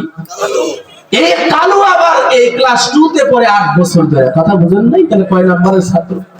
কিন্তু এমন পাকা পাকা কথা কয়, এমন বুদ্ধেরা মার পেছের কথা কয়, অডিট স্যাররাও হাইরা যায়। এজন্য হেড স্যারের কাছে যখন একটা চিঠি আসলো, স্যার আগামী কাল আপনার স্কুলে অডিট করার জন্য আসবে, আপনি সাবধান থাকিয়েন। ওই এলাকায় অডিট স্যার আপনার ছাত্রদেরকে প্রশ্ন করবে, প্রশ্নের উত্তর কিন্তু না দিতে পারলে আপনার কিন্তু প্রমোশনটা বন্ধ হয়ে যাবে। হেডমাস্টার তখন মনে মনে কয়, উত্তর দিতে পারো আর না পারো, কালকে কালকে স্কুলে আসা বন্ধ করতে হবে, কারণ ও যদি উল্টা পাল্টা কিছু বলে আমার চাকরি যাবো না। তো সকল ছাত্র ছাত্রীদেরকে বলতেছে, তোরা সবাই কালকে সকাল 9টার আগে আসবি, কিন্তু এক কালু সাবধান, তুই কিন্তু কালকে স্কুলের বারান্দায় বাড়া দিবি না, তো ঠ্যাং ভেঙে যাবে। আমি কোন দিই সবাই আসতে কইলো, একজনে মানা করলো, ওর মনের ভিতরে জানার আগ্রহটা কম মনে পারবো। হায় রে হায়, বিরিয়ানি দিব না জিলাপাই দিব নাকি লাবড়া খিচুড়ি ঘুরাই দিব, যারা ইচ্ছা পারবে না কমবে জোরে কম। আর তখন মনে মনে কয় কি হবে এটাও জানতে হবে। আমার স্যারও তো আমার আসতে মানা করলো, সুতরাং বুদ্ধি একটা পাইছি, স্যার আমাকে আসতে মানা করছে, থাকতে তো মানা করে নাই। তাহলে স্কুল যখন ছুটি হবে সবাই যাব, আমি ব্রেঞ্চের নিচে সুন্দর পা দিয়ে ঘুম পারবো। ও কারো তাই করছে, রাত্রিবেলায় ঘুম পারছে, সকালবেলায় যখন অডিট আসছে কালো তো ব্রেঞ্চের নিচেই। এবার হেড স্যার তাকায় দেখে না, বাচ্চা গেল, কালো আর এখানে আসে নাই। এমন সময় অডিট স্যার বলতেছে, বাচ্চারা বলো তো দেখি, একই জিনিস বিভিন্ন জায়গায় গেলে বিভিন্ন নাম হয়, তোমরা কি কেউ বলতে পারো? কেউ পারে না। এখন হেডমাস্টার যে হেও মাথাটা নিচের দিকে কয়, সর্বনাশ, যে প্রশ্নটা করছে এটা যদি আবারে করে আমিও তো পারবো না। সবাই যখন নীরব নিস্তব্ধ হয়ে গেল, ওই সময় ব্রেঞ্চের নিচ থেকে কালু মাথা আর হাত বের করে কয়, স্যার কেউ যদি প্রশ্নটা না পারে পারমিশন দিলে একটু আমি বলতে চাই। হেডমাস্টার ডাক দেওয়া গেছে, চাকরিও গেছে, প্রমোশনও গেছে, ইজ্জতও গেছে, এরা এলো কোন দিকে? অডিট স্যার এবার ডাক দেওয়া বলে, এই বাচ্চা তোমার নাম কি? কয় আমার নাম কালু। অডি ডাক দে বলে কালু রে। সবাই ব্রেঞ্চের উপরে বসলো, তুই কেন রে বাবা ব্রেঞ্চের নিচে যা বসলি? কালু তখন ডাক দে বলে স্যার আমার ভাগ্য আমার ব্রেঞ্চের নিচে এসে বাধ্য করছে। কয় তুই তাড়াতাড়ি বের হ। বল দেখি একই জিনিস বিভিন্ন জায়গায় গেলে বিভিন্ন নাম হয়ে যায়। কালু এবার ডাক দে বলে স্যার এই প্রশ্নের জবাব দেওয়ার জন্য কোনো বই প্রস্তুত করার দরকার নাই, আপনি নিজেই বলেন আজকের প্রশ্নের উত্তর। কালুর কথা শুনে আমার আশ্চর্য, বলে কি বলতে চাও বলো? স্যার আপনার মাথার উপরে যে একটা ক্যাপ আছে, মেহেরবানি করে আপনি ক্যাপটা খুলে ফেলেন। মাথায় থেকে যখন ওই স্যার ক্যাপটা খুলে ফেলছে, কালু ডাক ডাক ও স্যার আপনার মাথার ক্যাপের নিচে যে কালা কালা একটা জিনিস আছে এটার নাম কি? কয় চুল।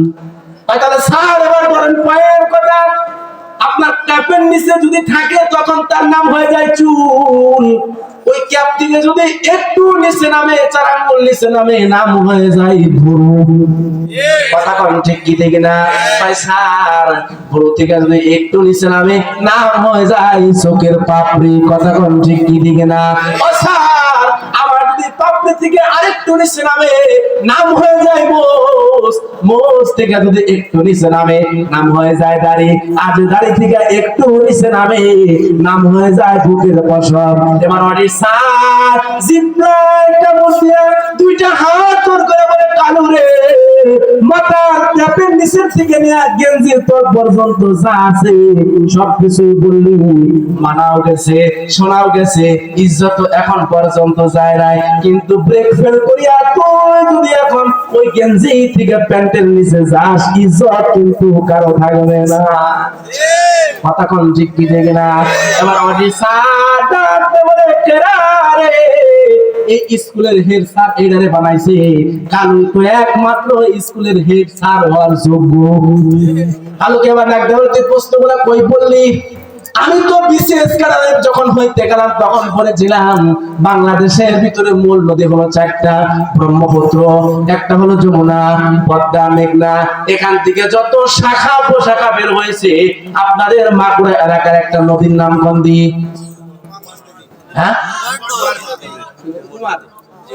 কুমার নদী। আমাকে টাঙ্গাইল গেছে ধলেশ্বরী। ঢাকা যেখানে আমার বন্ধুরা লঞ্চ চলাচল করে নাম হলো বুড়িগঙ্গা। বরিশালে গেলে হয় কীর্তনখোলা, আমার চট্টগ্রামে গেলে হয় কর্ণফুলী, কুমিল্লায় গেলে হয় ঘুমতি, হবিগঞ্জে গেলে হয় সুরমা। আমার ভাইরা উত্তরবঙ্গে পঞ্চগড়ে গেলে হয় মহানন্দা, ঠাকুরগাঁয়ে গেলে হয় নাগর। 64 জনের নাম তাই নদীর নাম বলতে পারবো। আমার ভাইরা নদী পানি এক, কিন্তু বিভিন্ন জায়গায় গিয়ে নাম ভিন্ন ভিন্ন হয়। আমি এখন আপনাদের কাছে বলতে চাই আমার বাজান, যৌতুক মানে রাস্তা কাটা, সুদ মানে ইন্টারেস্ট, ঘুষ মানে মুনাফা, আর মদ মানে ড্রিঙ্কস। দুনিয়ার ভিতর নাম পরিবর্তন করলাম, জিনিস কয়টা? এই জন্য আমার ভাইরা আসেন কোরআন শরীফের ভিতরে ফলো করতে হবে। মহান আল্লাহ দামি করে দুনিয়ার ভিতরে আমার বানাইছে। এই দুনিয়ার ভিতরে শুধুই মাত্র পুরুষরা দামি না, মহিলাদেরকে আল্লাহ পাক রব্বুল আলামিন দামি বানাই দিয়েছে। একজন মা যদি ভালো হয়ে যায়, মহিলা যদি ভালো হয়ে যায়, পর্দার ভিতরে চলে যায়, মহান আল্লাহ রব্বুল আলামিন ওই মহিলার গর্ভের ভিতর থেকে যে সন্তানটা দিবে, ওই সন্তানটাও দুনিয়ার ভিতরে আল্লাহ আল্লাহ হবে। জোরে কন্যা সুবহানাল্লাহ। আমার ভাইরা পর্দার মা বোনেরা আছেন, যত মহিলা মাদ্রাসা উত্তরে মাহফিল, মা বোনদের উদ্দেশ্যে কয়েকটা কথা বলি। এই দুনিয়ার ভিতরে যদি একজন মা নেককার হয়ে যায়, যেমন হাকিমুল উম্মত আশ-শাবালি থানবী রাহমাতুল্লাহি আলাইহি একটা ওয়াকিয়া বর্ণনা করেছে। ওয়াকিয়ার ভিতরে লেখে একটা যুবক আর যুবতী যখন বিবাহ বন্ধনে আবদ্ধ হয়, আবদ্ধ হওয়ার পরে স্বামী আর স্ত্রী দুইজন মিলে একটা ওয়াদা প্রতিজ্ঞা হইলো। স্বামী ডাকতে বলে বিবি আমার, তোমার গর্ভের ভিতরে যে প্রথম সন্তানটা হবে নিয়ত করলাম ওই সন্তানটা গর্ভের ভিতরে আসার পর থেকে হারাম খাবো না, অন্যায় করবো না, মিথ্যা বলবো না, জীবত কোনোদিন করবো না। আসো দুইজনে আমরা ওয়াদাবদ্ধ হই। স্বামী ওয়াদাবদ্ধ হয়েছে, স্ত্রী ওয়াদাবদ্ধ হয়েছে। আমার ভাইরা দেখা গেল 1 বছর পরে যখন মহান আল্লাহ তাদের ঘরে একটা সন্তান দান করলো, স্বামী এবার ডাকতে বলে আমি নিয়ত করলাম আমার এই সন্তানটাকে মাদ্রাসায় পড়াবো, মাদ্রাসায় পড়াইয়া দিনী শিক্ষায় শিক্ষিত করাবো। সন্তানের বয়স যখন যখন 7 বছর হয়ে গেল, ওই সন্তানটাকে বাবা এবার হাতটা ধরিয়া মাদ্রাসার ভিতরে যখন নিয়ে যাবে, শ্রীপুরীর মাদ্রাসায় নিয়ে যাবে, এমন সময় রাস্তায় বাবা সন্তানকে ডাকতে বলে, বাবা তুমি একটু এই জায়গার ভিতরে দাঁড়াও, আমি একটু পেশাবের কাজটা সেরে আসি। বাবা যখন পেশাবের কাজটা সারতে গেল, এমন সময় সন্তান অন্যের কাছে একটা বড়ই টান দিয়ে মুখের মধ্যে নিয়ে এলো।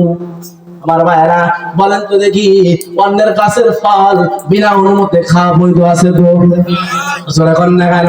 আমার ভাইরা এবার দৌড়ে এসে বাবা তার সন্তানের মুখের দুই দিকের গালকে টিপি দিয়ে ধরে মুখের ভিতর থেকে বড়ই টান দিয়ে বের করে বলে, বাবা তোমাকে বলেছিলাম অন্যের কিছু হাতে নিবা না, অন্যের কোনো কিছু মুখে নিবা না, অনুমতি ব্যতীত ধরবা না, তুমি এটা কেন করলা? বাবার মনের ভিতরে ব্যথা হয়ে গেল, আমি আমার জীবনে কোনো মানুষের একটা ফল না বলে হাত দেই নাই। আমার বিবি তো আদাবদ্ধ হয়েছিল, বিবি কি এমনটা কাজ করলো? বাড়িতে যাইতে বলে, বিবি আমার গো তুমি কি এমন কাজটা করেছো যে কাজটার কারণে তোমার ওই প্রভাবটা তোমার সন্তানের ভিতরে গেল?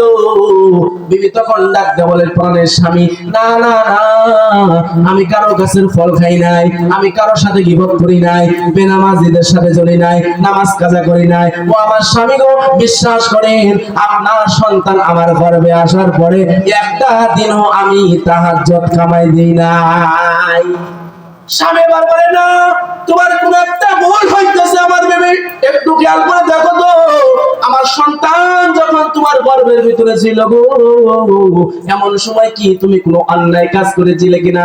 7 দিন ভাবতে ভাবতে একদিন হঠাৎ করে গভীর রাত্রে ঘরের ভিতরে মনে হয়ে গেছে। স্বামীকে এবার ডাকতে বলে, স্বামী আমার আপনি আমারে মাফ করে দেন, জানি আপনি আমাকে ভুল বুঝতেছেন, কিন্তু শোনেন এই কাজটা আমি ইচ্ছাই করি নাই। আমার যখন বাচ্চা হওয়ার জন্য আমি আমার বাবার বাড়িতে গিয়েছিলাম, আমার বাবার বাড়িতে যাওয়ার পরে আমার মা যখন আমার মাথায় এইভাবে বিলি দিচ্ছিল উকুন আনার জন্য, অমনি আমি তাকায় দেখি আমার পাশের বাড়ি একটা বড়ই গাছের ডাল বাঁকা হয়ে আমার বাড়ির উঠানে আসছে। একটা বড়ই পাখি ঠুকরের কারণে জমিনে পড়ে গিয়েছিল, ওই বড়ইটা আমি মুখের ভিতরে দিয়েছিলাম, কিন্তু আমার স্বামী আপনার ওয়াদা মনে হওয়ার সাথে সাথে আমি আমার মুখ থেকে বড়ইটা বের করে ফেলাই দিয়েছি। আল্লাহর কসম স্বামী আমার ওই বড়ইটা আমি খাই নাই, আমি ওইটাকে দিই নাই। এবার স্বামীর বুঝতে বাকি নাই, একটা মা গর্ভের ভিতরে অন্যের বড়ইটা মুখে দিয়েছে, সন্তানও দুনিয়াতে কাজটাই করছে। আমার মায়েরা এবার আসেন, যদি এই দুনিয়ার ভিতরে মান একটা হয়, পর্দার আড়ালের মা বোনেরা যদি আপনারা ভালো হয়ে যান, সংসারের চাবিকাঠি আপনাদের হাতে, মহান আল্লাহ বরকত দিবেন। আর আপনাদেরকে বলি, ঘরের মা বোনদেরকে সম্মান দিবেন। বাবা তোমরা যুবক যারা আছো, তোমাদের জন্য নসিহত করি, এই পৃথিবীর বুকে মহান আল্লাহর সন্তুষ্ট তোমার অর্জন হলো কিনা, আল্লাহ তোমার প্রতি খুশি কিনা জানার জন্য আমার আল্লাহ একটা থার্মোমিটার দিল। ওই থার্মোমিটারের নাম হলো মা আর বাবা। জোরে কন্যা সুবহানাল্লাহ। এর মানে যদি কোনো মা তার সন্তানের প্রতি খুশি থাকে, যদি কোনো বাবা তার সন্তানের প্রতি খুশি থাকে, মহান আল্লাহর ঘোষণা হলো ওই সন্তানের প্রতি আল্লাহ খুশি হয়। কন্যা সুবহানাল্লাহ। দিলটা একটু নরম করে দেন। আমি দুইটা কথা বলে শেষ করে দিব আমার বাজার। এই তাম দুনিয়ার ভিতরে যতগুলো আল্লাহর ওলি এসেছে, যতগুলো বুজুর্গ এসেছে, আমার ভাইরা এই দুনিয়ার সকল বুজুর্গের মধ্যে থেকে একজন বুজুর্গ নাম ছিল আমার বন্ধুরা জন্নুন মিসরি। মিসরের মধ্যে তার বাড়ি ছিল। তাম দুনিয়ার ভিতরে এত বড় আল্লাহ ওয়ালা সহজে পাওয়া যায় না। এই জন্য মিসরি সকল শাস্ত্রের ইমাম হইবার পরে আল্লাহর বান্দা এবার মনে মনে চিন্তা করে দেখলো, হায় রে হায়, আমি আল্লাহর কোরআন পড়ে দেখলাম আল্লাহর সন্তুষ্টি মায়ের সন্তুষ্টির ভিতরে আছে, আল্লাহর সন্তুষ্টি বাবার সন্তুষ্টির ভিতরে আছে। তাহলে আমার মার ঋণ যদি আমি পুরা করে না দিতে পারি, আমার মা যদি আমার প্রতি সন্তুষ্ট হয়, আল্লাহ আমার প্রতি সন্তুষ্ট হবে। এই জন্য উনি চিন্তা করলো, আমি আমার মায়ের গর্ভের ভিতরে দীর্ঘ 9টা মাস ছিলাম রে, 9কে দুইটা গুণ দিলে 9 দুগুণে 18 হয়ে যায়। এবার ডাকতে বলে জন্নুন মিসরি, আমার মাকে আমি 1 মাসের জন্য, আমি 1 মাসের বিপরীতে আমার মাকে আমি প্রত্যেক বছর নিজের কাঁধের ভিতরে নিয়ে হজ পালন করবো। জোরে কোন সুবহানাল্লাহ। তারিখে কিতাবের ভিতর নাকি মিশর থেকে মক্কাতুল মুকাররমা পর্যন্ত 2,500 কিলোমিটার রাস্তা আছে আমার বাজার। বিমান নিয়ে পাড়ি দিতে গেলেও 2.5 ঘন্টা সময় লাগবে। জন্নুন মিসরি তার বৃদ্ধ মা, যে মায়ের বয়সটা 100-র উপরে হয়ে গেছে, মাকে কাঁধের মধ্যে নিয়ে এই মিশর থেকে শুরু করে দিয়েছে মক্কা পর্যন্ত 6টা মাস অপেক্ষা করতে করতে চলে গেছে। হজ পালন করাইয়া আবার মিশরের ভিতরে নিয়ে আসছে। এইভাবে 1 বার না, 2 বার না, 3 বার না, 18 বছর জন্নুন মিসরি তার মাকে কাঁধের ভিতরে নিয়ে হজ করাইছে। সর্বশেষ যখন আমরা বলে জন্নুন মিসরি তার মাকে কাঁধের ভিতরে নিয়ে আল্লাহর ঘর খানে কাবা, এমন একটা দামি জায়গা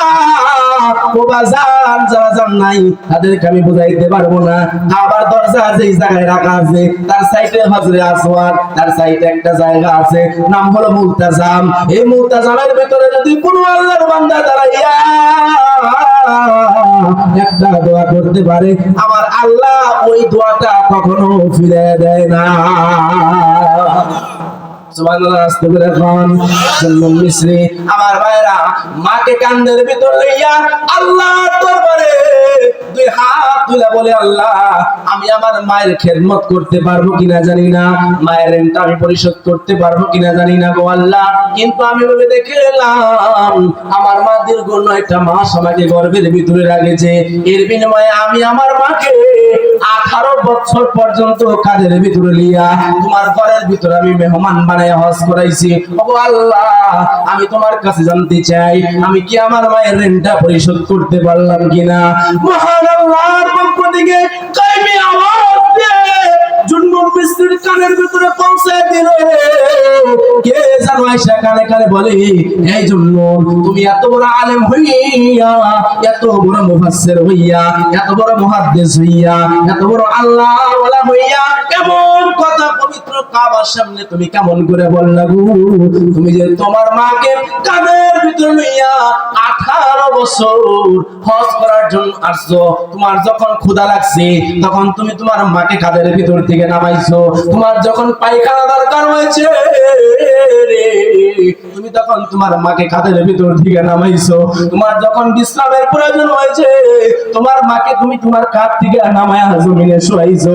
কিন্তু জন্নুন তোমার মা যে তোমাকে 9টা মাস গর্ভের ভিতর রাখলো রে, এই 9 মাসের মধ্যে 9টা সেকেন্ডের জন্য তোমার মা পেট থেকে নামায় না।